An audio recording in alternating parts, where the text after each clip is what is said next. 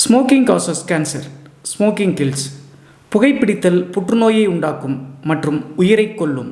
Consumption of alcohol is injurious to health. மது அருந்துதல் உடல் நலத்திற்கு கேடு விளைவிக்கும். Be safe, don't drink and drive. பாதுகாப்பாக இருப்பீர், மது அருந்துவிட்டு வாகனம் ஓட்டாதீர்.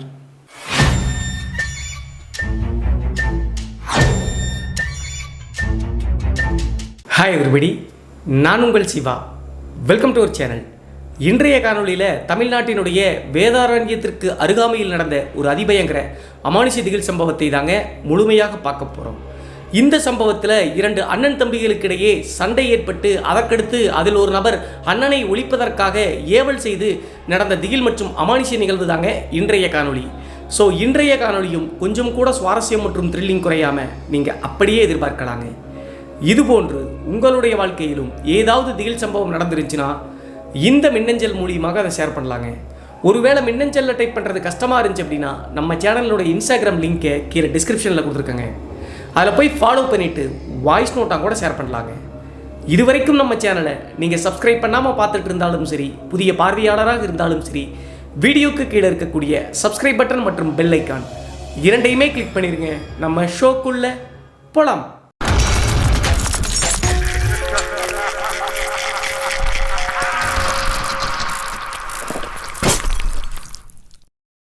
இந்த அமானுஷ சம்பவம் நான் ஏற்கனவே சொன்ன மாதிரி தமிழ்நாட்டினுடைய வேதாரண்யத்திலிருந்து ஒரு 10 கிலோமீட்டர் தொலைவில் இருக்கக்கூடிய ஒரு அழகிய கிராமத்தில் 1996 காலகட்டத்தில் நடந்த திகில் சம்பவம் தாங்க இந்த சம்பவம். இந்த சம்பவத்தை நம்மளுக்கு மின்னஞ்சல் மூலியமாக ஷேர் பண்ணது சுசீலன் அப்படிங்கிற நம்ம சேனலுடைய சப்ஸ்கிரைபருங்க. சுசீலன் அப்படிங்கிறவர் தொடர்ந்து நம்மளுடைய வீடியோக்களை பார்ப்பதை அவங்களுடைய தாத்தா பார்த்துட்டு அவங்களுடைய கிராமத்தில் நடந்த சம்பவத்தை சுசீலன் கிட்ட ஷேர் பண்ணியிருக்காருங்க. அவர் அப்படியே பிசிறு மாறாமல் இந்த சம்பவத்தை சொல்லியிருக்காருங்க. அப்படி என்ன நடந்துச்சு அப்படின்னு சொல்லி பார்த்தா 1996 காலகட்டத்தில் இந்த சுசீலன் தற்போது வச்சிருக்கக்கூடிய அந்த கிராமத்தில் அஞ்சப்பன் மற்றும் வேதப்பன் அப்படின்னு கூடிய அண்ணன் தம்பி 2 பேர் இருந்திருக்காங்க. அஞ்சப்பன் அப்படிங்கிற அந்த நபர் தான் மூத்தவருங்க. அஞ்சப்பனுக்கு திருமணமாகி அவங்களும் திருமணமாகக்கூடிய நிலைமையில 3 வாரிசுகள் இருக்காங்க. 2 பசங்க மற்றும் ஒரு பொண்ணுங்க. பொண்ணுக்கு கல்யாணமாகி பசங்க 2 பேருமே ஃபாரின்ல வேலை செஞ்சுட்டு இருக்காங்க. ஆனால் இந்த வேதப்பன் அப்படிங்கிறவர் அவருக்கும் வயதானாலும் கூட திருமணமே பண்ணிக்கலைங்க. அஞ்சப்பன் இந்த சுசீலன் வச்ச அந்த கிராமத்தில் தான் குடும்பத்தோடு வாழ்ந்துட்டு இருக்காருங்க. அஞ்சப்பனுடைய மனைவியினுடைய பேர் முத்துலட்சுமிங்க.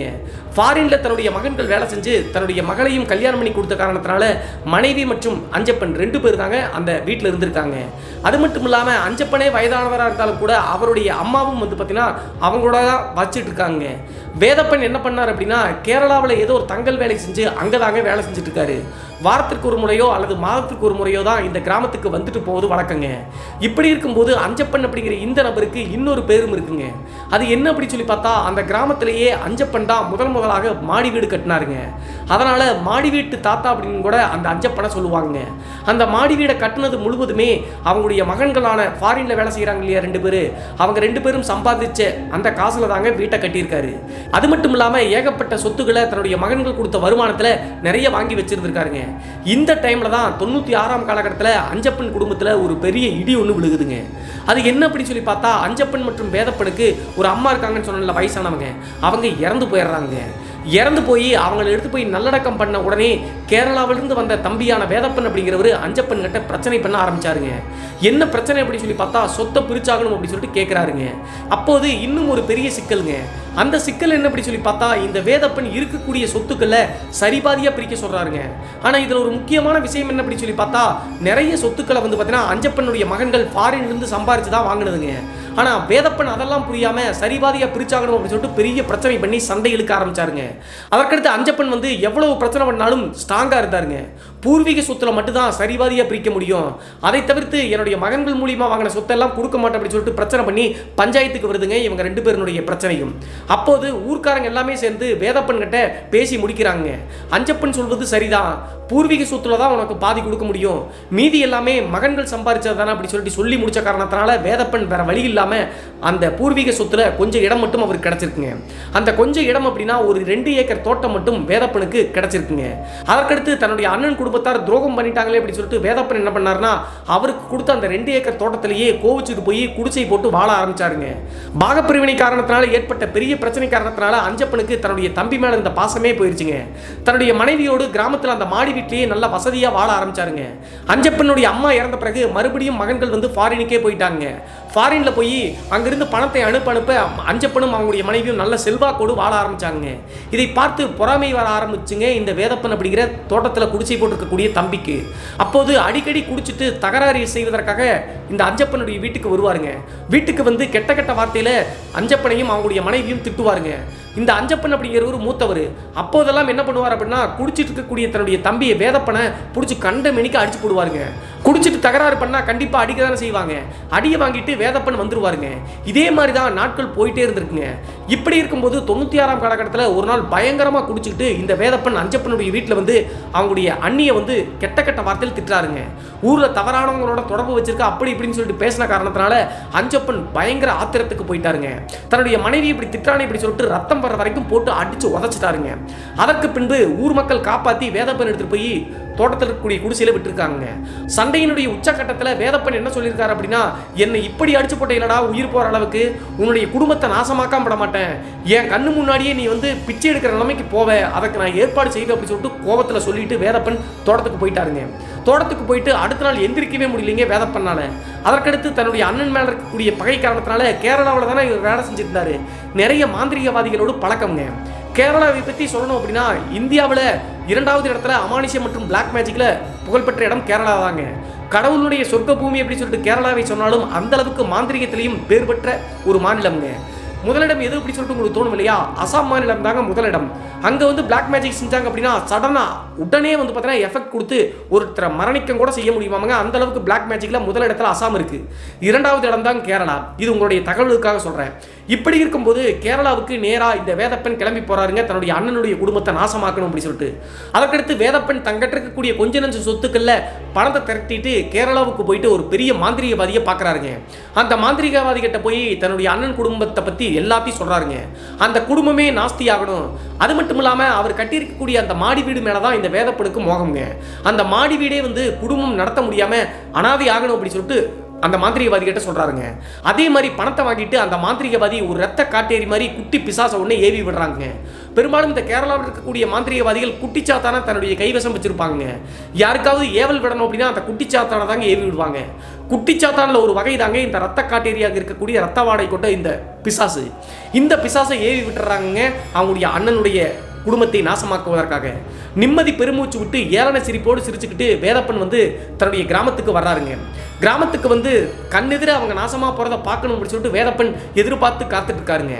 கேரளாவுக்கு போயிட்டு வந்து அந்த ஏவலை ஏவி விட்டு கரெக்டாக 4வது நாளேங்க அஞ்சப்பனுடைய வீட்டில் அந்த ரத்த காட்டேரியினுடைய வேலை ஸ்டார்ட் ஆக ஆரம்பிச்சுங்க.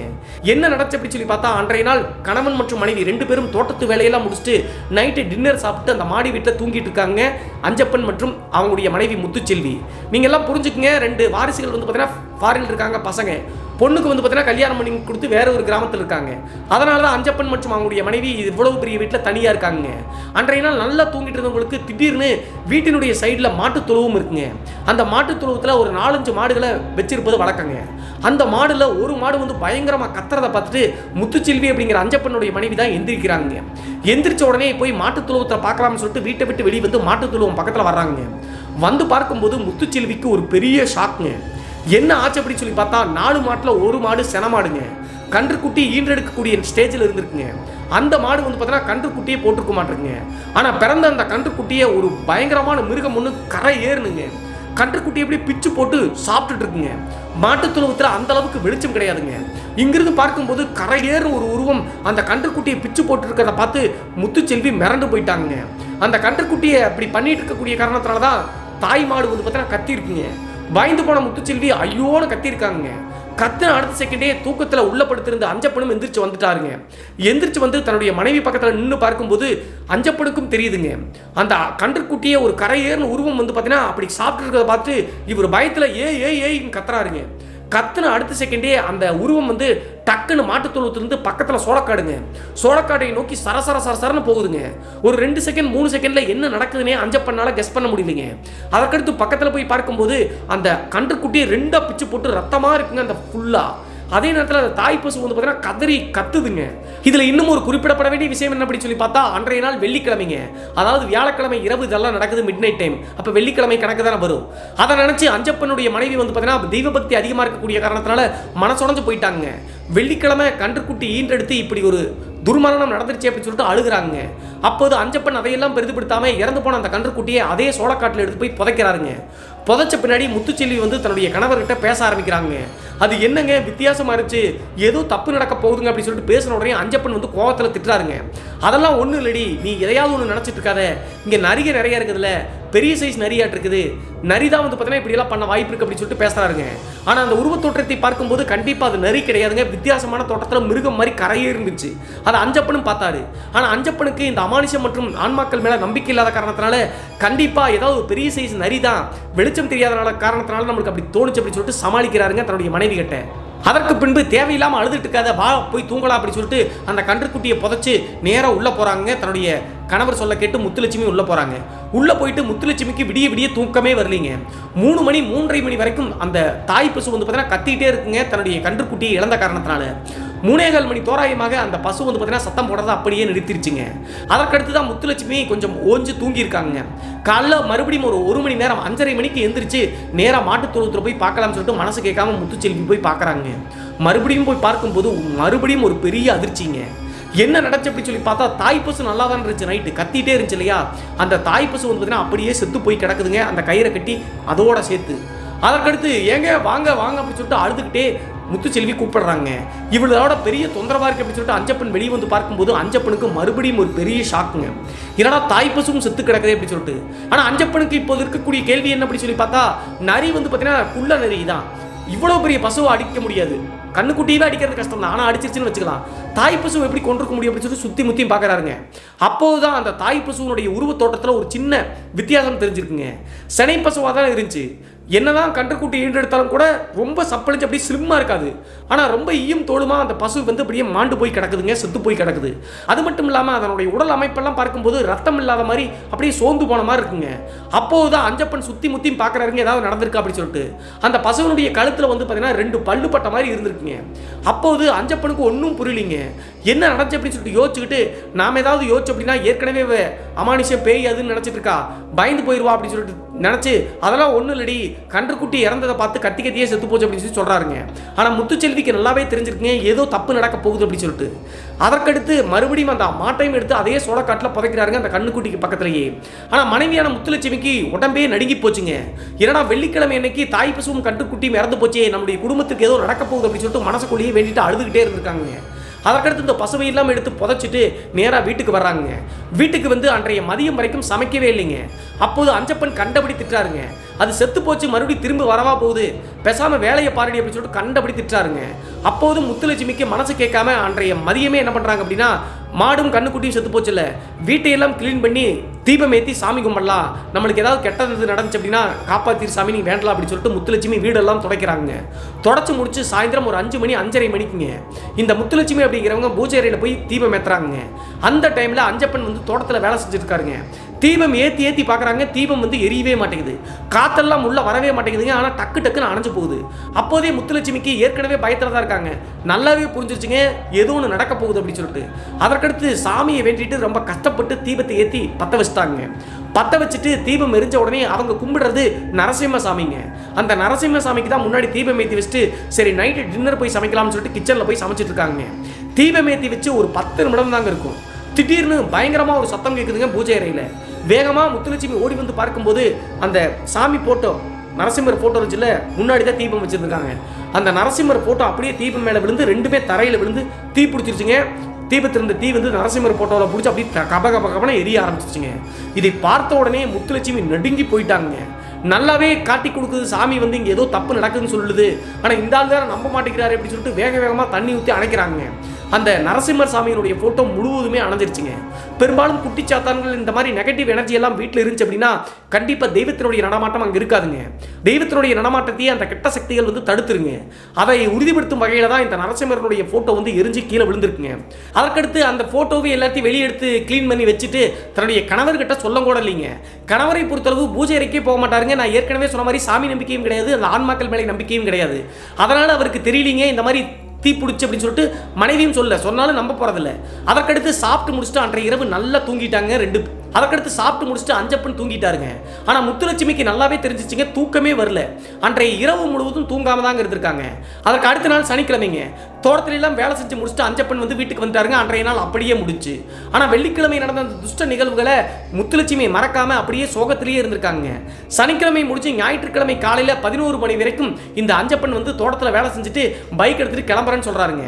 எங்க கிளம்புறீங்க அப்படின்னு சொல்லிட்டு முத்துலட்சுமி கேட்கும்போது நான் போய் மீன் எடுத்துட்டு வரேன், இன்னைக்கு ஞாயிற்றுக்கிழமையில் சமைக்கணும் அப்படின்னு சொல்றாங்க. அப்போது முத்துலட்சுமி ஏற்கனவே சோகத்தில் இருக்கக்கூடிய காரணத்தினால மாடும் கண்ணுக்குட்டியும் செத்து போச்சு, அதனால எனக்கு மனசு கஷ்டமா இருக்கு, இந்த வாரம் வேண்டாம் அடுத்த வாரம் சமைச்சுக்கலாம்னு சொல்றாங்க. ஆனா அஞ்சப்பனுக்கு கோபம் வந்துருச்சுங்க. இப்படியே பண்ணிட்டு இருந்தீங்கன்னா நல்லா இருக்காது, போனது போயிடுச்சுல திரும்பி வரவா போகுது, பேசாம வேலையை பாரு, நான் போய் மீன் எடுத்துட்டு வரேன் அப்படின்னு சொல்லிட்டு கோபமா பேசிட்டு பைக் எடுத்துட்டு நேராக அந்த சிட்டியில் போய் மீன் எடுத்துட்டு வர்றாருங்க. வந்த உடனே கணவர் பேச்சை தட்ட முடியாத முத்துலட்சுமி என்ன பண்றாங்கன்னா மீனையெல்லாம் வாங்கி நீட்டாக க்ளீன் பண்ணி குழம்பு வைக்கலாம்னு சொல்லிட்டு குழம்பு வைக்கிறாங்க.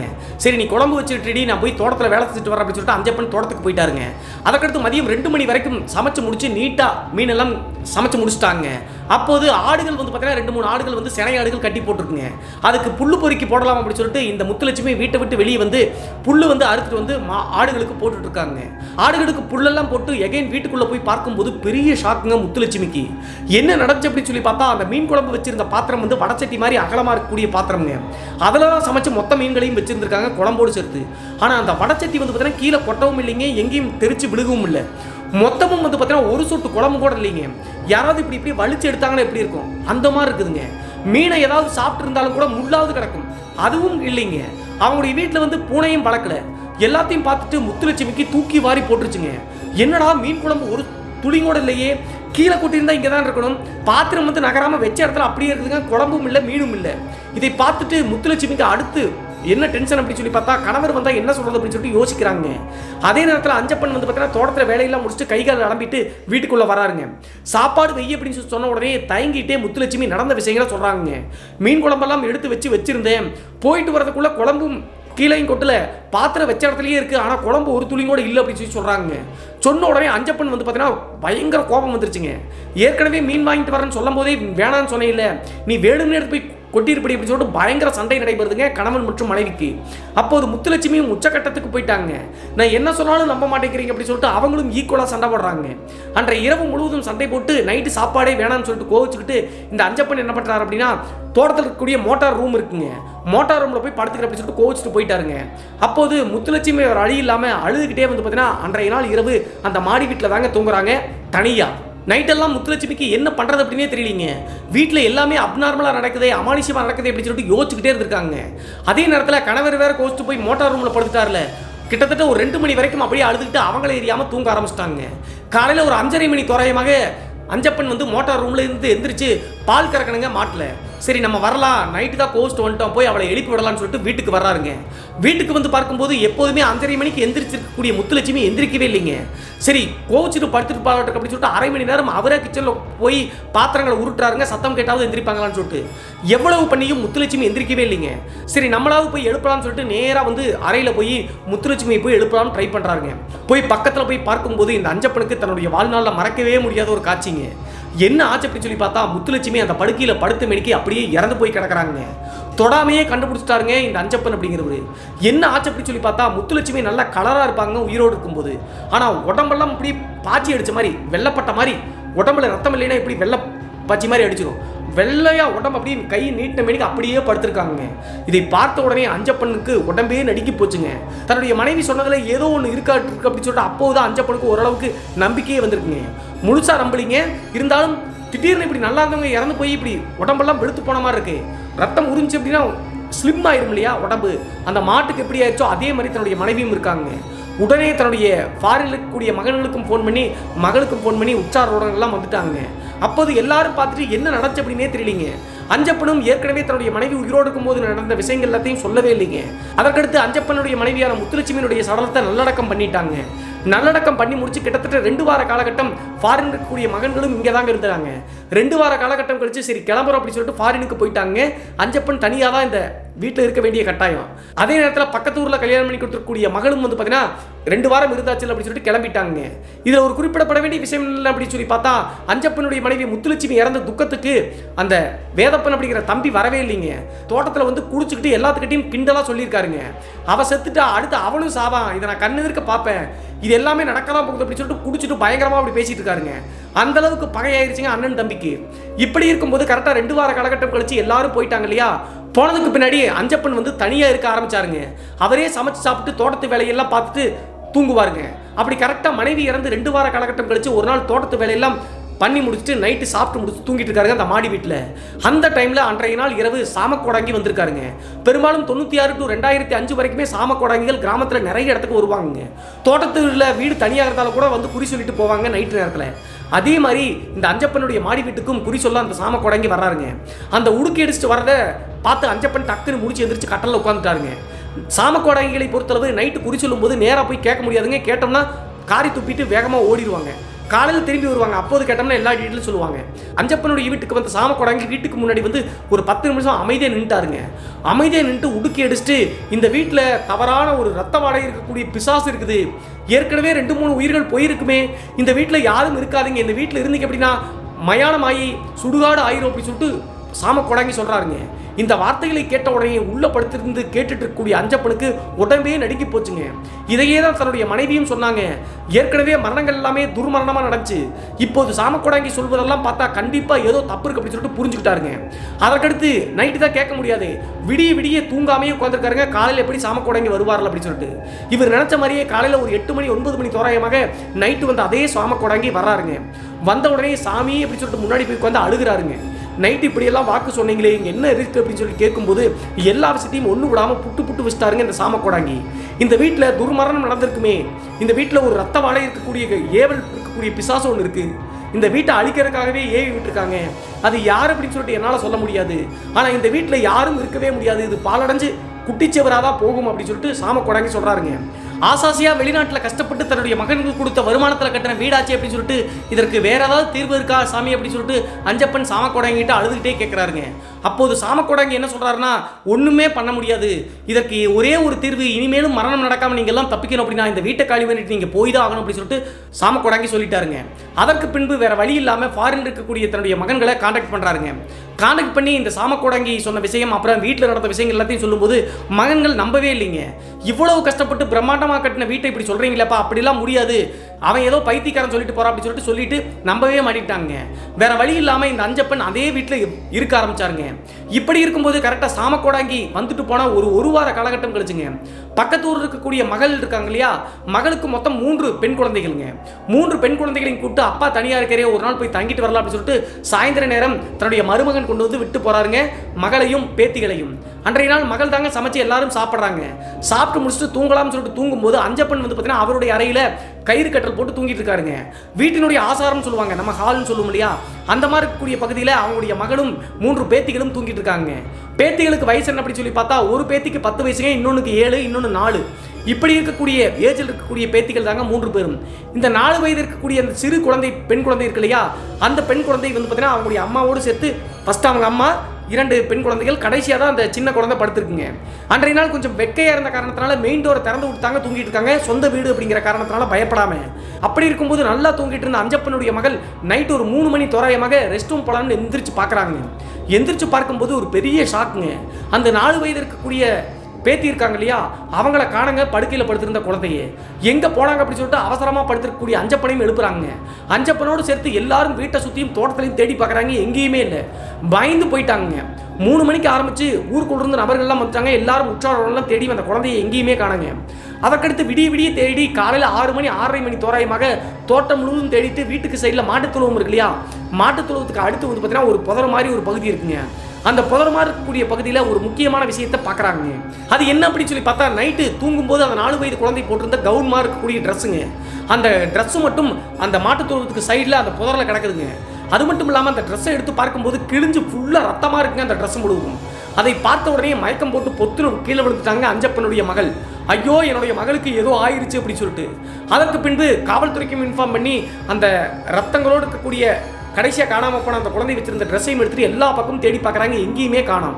காவல்துறையினரும் ஒரு சைடு தேடுறாங்க, அஞ்சப்பனுடைய குடும்பம் ஒரு சைடு தேடுது. கடைசியாக 2 நாள் ஆகியும் அந்த குழந்தையை கண்டுபிடிக்கவே முடியலைங்க.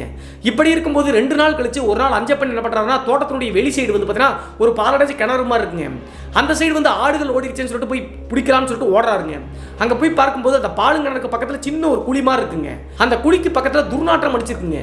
அந்த துர்நாற்றம் அடித்த உடனே அஞ்சப்பனுக்கு ஏதோ தப்பாக பட்டுருச்சுங்க.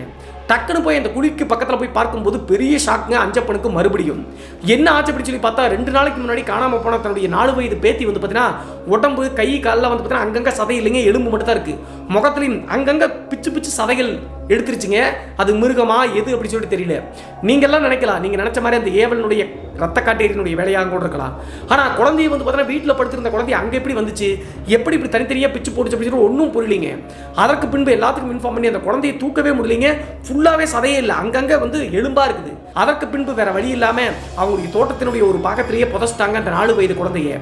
அப்போது மருமகன் வந்து பார்த்தீங்கன்னா ரொம்ப கோவப்பட்டு, இனிமேலும் இந்த வீட்டில் இருந்தால் ஆபத்துடி, ஏற்கனவே உங்களுடைய அப்பா சொல்லியிருக்காரு இந்த வீட்டில் பிரச்சனை இருக்குன்னு சொல்லிட்டு உங்களுடைய அண்ணன் தம்பிகள்கிட்ட கூப்பிட்டு சொல்லியிருக்காரு, இந்த வீட்டில் இருந்தால் மீதம் இருக்கக்கூடிய தன்னுடைய மகளுக்கும் ஆபத்துன்னு சொல்லிட்டு மருமகன் வந்து பார்த்தீங்கன்னா அஞ்சப்பனுடைய மகளையும் குழந்தைகளையும் கூப்பிட்டு கிளம்பிட்டாருங்க.